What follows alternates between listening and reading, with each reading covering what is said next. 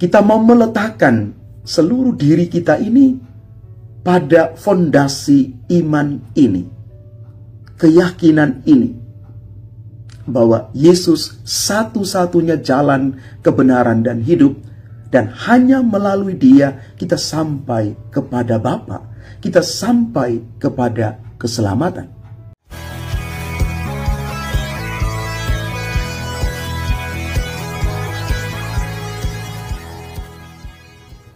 Salam Bapak Ibu, Saudara dan Saudari, sahabat-sahabat garam dunia yang terkasih.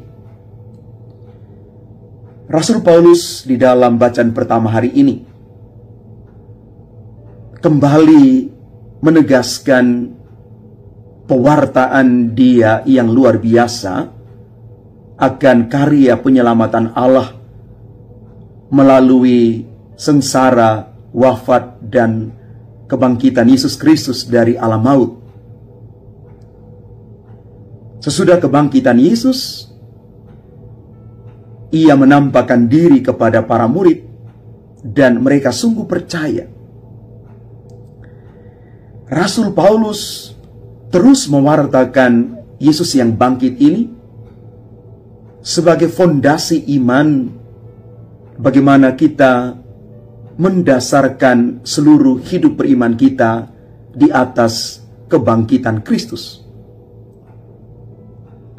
Kita pun diajak sampai kepada titik itu sebagai para pewarta kebangkitan Kristus dimanapun kita berada. Dan di dalam Injil Yohanes, Yesus minta para murid untuk tidak gelisah hatinya walaupun mereka akan berpisah dengan Dia.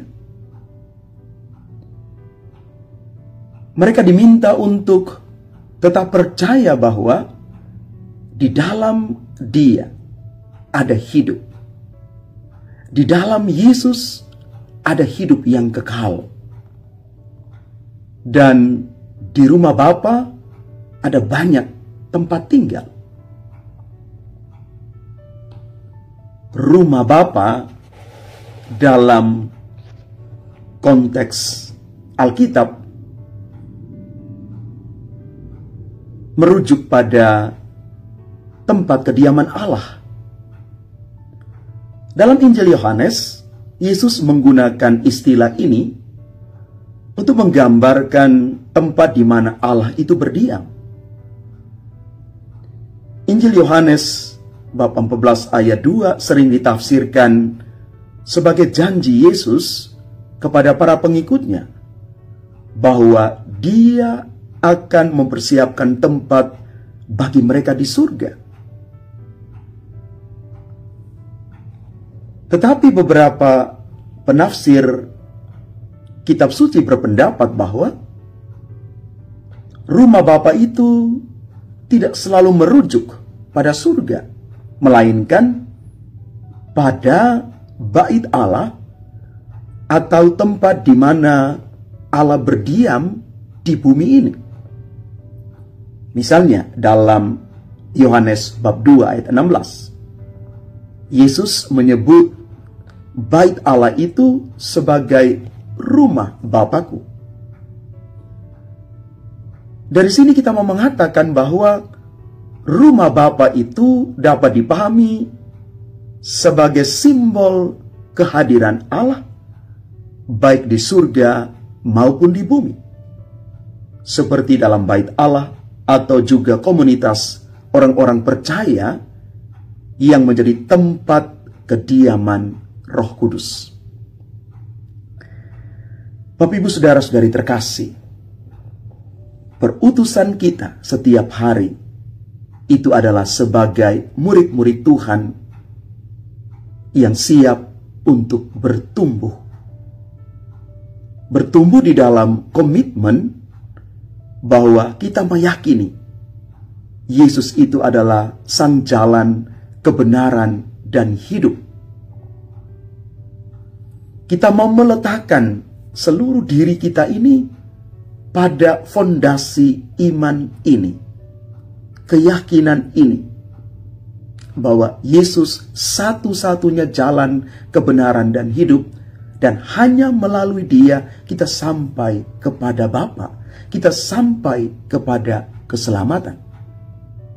Karena itu mari kita belajar untuk menjadi orang-orang yang menempatkan diri kita ini pada tempatnya, pada Kristus yang adalah fondasi dasar iman kita.